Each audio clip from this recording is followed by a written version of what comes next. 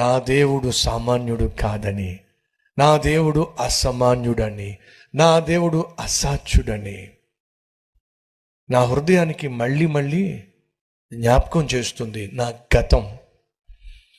ఎప్పుడైతే నా దేవుడు అసామాన్యుడని అసాధ్యుడని నా హృదయం నాకు జ్ఞాపకం చేస్తున్నప్పుడు ఏం జరుగుతుందో తెలుసా? నా విశ్వాసము పెరుగుతుంది. నా శక్తికి మించిన సమస్య ఏదైనా ఒకవేళ నేను ఎదుర్కోవాల్సి వచ్చినప్పుడు ఒక్కసారి వెనక్కి తిరిగి చూశాను అనుకోండి, ఏం జ్ఞాపకం వస్తుంది?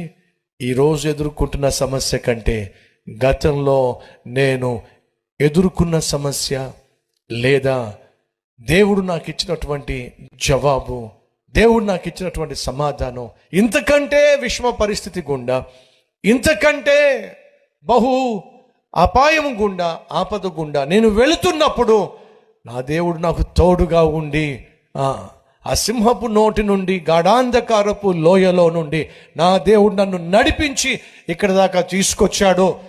కాబట్టి ఎదురుగుండా ఉన్నటువంటి సమస్యను కూడా నా దేవుడు జయించుటకు నాకు శక్తిని ఇస్తాడు.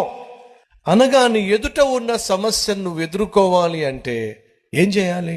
గతంలో దేవుడు చేసినటువంటి ఆశ్చర్య కార్యాలని నువ్వు మననము చేసుకోవాలి.